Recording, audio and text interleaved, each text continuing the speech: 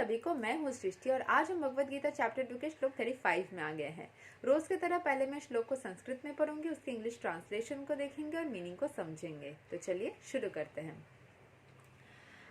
भयद रनद उपारतम मम स्यांते त्वं महारथः ये समचा त्वं बहुमतो भूत्वा यस्यसि लघावम्. The great generals who have highly esteemed your name and fame will think that you have left the battlefield out of fear only, and thus they will consider you insignificant. क्योंकि अर्जुन ने एक भी बार इस बात को पहले मेंशन नहीं किया था कि उसको डर लग रहा है लड़ने से, लेकिन भगवान ने खुद ही इस पॉइंट को आगे रखा कि अगर तुम्हें डर भी लग रहा है, तुम्हें लग रहा है कि तुम मर जाओगे तो मर जाओ, लेकिन तुम्हें बैटलफील्ड को छोड़ना नहीं है। ये बात एक बार भी अर्जुन ने नहीं बोला था कि मुझे डर लग रहा है कि मैं मर जाऊंगा।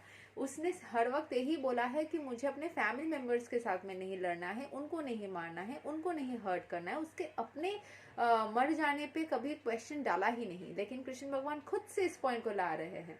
जो अच्छे टीचर होते हैं, मेंटर होते हैं ना, वो अंदर से भी कुछ कुछ चीजें समझ जाते हैं इंट्यूटिवली, एंड वो अपने से भी इस पॉइंट्स को लाते हैं। ये तो भगवान है और भी अच्छे से समझ रहे हैं कि शायद सबकॉन्शियस में ये भी बात चल रही होगी, कहीं मैं मर गया तो।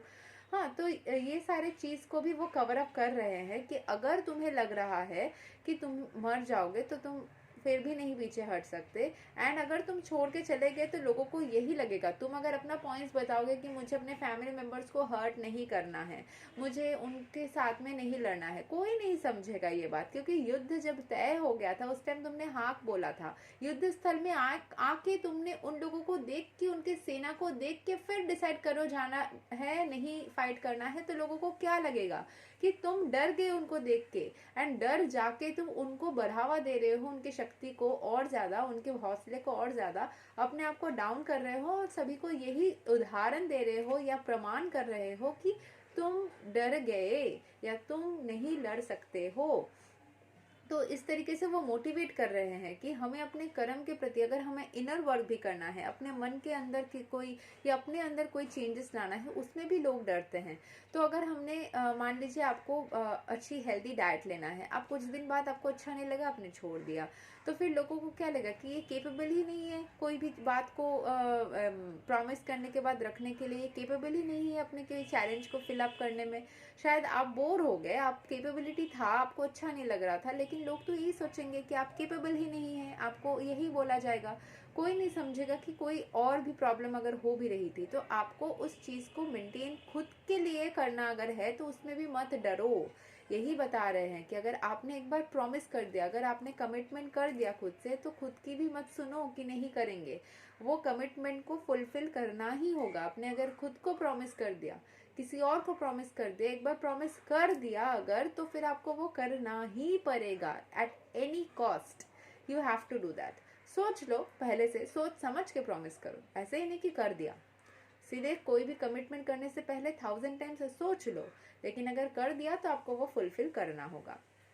तो जो लोग यहाँ पे अर्जुन के बारे में बहुत ज़्यादा बड़े बड़े बातें बोलते हैं, क्योंकि अर्जुन की बहुत ज़्यादा ख्याति रही है उसके परफॉर्मेंस की वजह से हमेशा ही।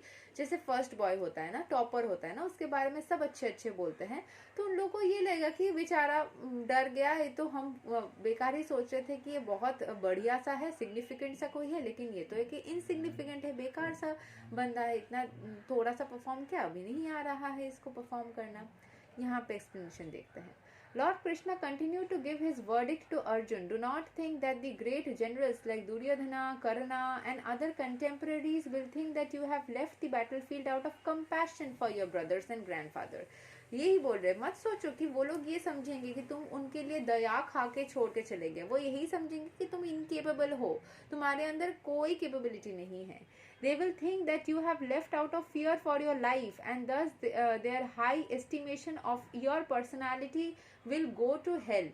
तो वो भाड़ में जाएगा उनका जो बड़ा बड़ा सोच है तुमको लेके, एंड वो तुमको एक मतलब तुमको ये बैटलफील्ड से चले जाने के बाद ना पूरी जिंदगी इसके बारे में सुनना पड़ेगा। तुम्हारा नाम, ख्याति, यश, रिस्पेक्ट, सब कुछ जिंदगी तुमको मर मर के जीना पड़ेगा। सच बताना है तो बाकी की जिंदगी जीना या नहीं जीना का समान हो जाएगा। इस बैटलफील्ड से तुम चले गए, मतलब जितने भी नेगेटिव इफेक्ट्स हो सकते थे, कृष्ण भगवान खुद से उसको 72 श्लोक्स के द्वारा उसको कंटिन्यूअसली बोले जा रहे हैं। गीता गीता समराइज्ड है ना ये, हर एक श्लोक के जरिए वो एक के बाद एक उसको पॉइंट्स, जितने भी अलग अलग जो सारे पॉइंट्स उसके दिमाग में आ ही नहीं रहे थे कि ये सारे नेगेटिविटी आ भी सकती है इस बैटलफील्ड को छोड़ जाने से, वो सारे पॉइंट्स एक आप देखिएगा हर एक श्लोक में ना डिफरेंट डिफरेंट पॉइंट्स कवर हो रही है, थोड़ा थोड़ा करके वो सारे ही डिफरेंट टाइप ऑफ हो रहा है कि तुमको अगर लग रहा है कि सोल खत्म हो जाएगा तो वो भी नहीं होगा,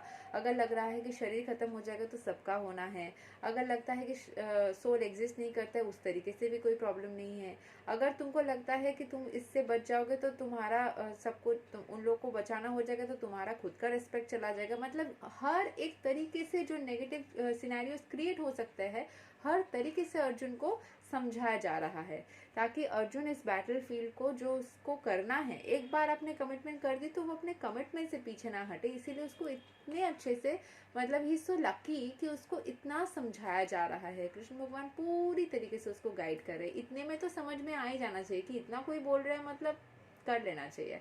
तो उसको वक्त लगा, लेकिन ठीक है, उसको जितना वक्त लगा वो ईश्वर ने दिया उसको वक्त, उन्होंने अपना पूरा इफर्ट्स डाला उसके प्रति और ये समझाया उसको कि अगर तुम चले जाओगे इस बैटलफील्ड को छोड़ के तो कोई भी नहीं इस चीज़ को समझेगा कि तुम क्यों चले गए।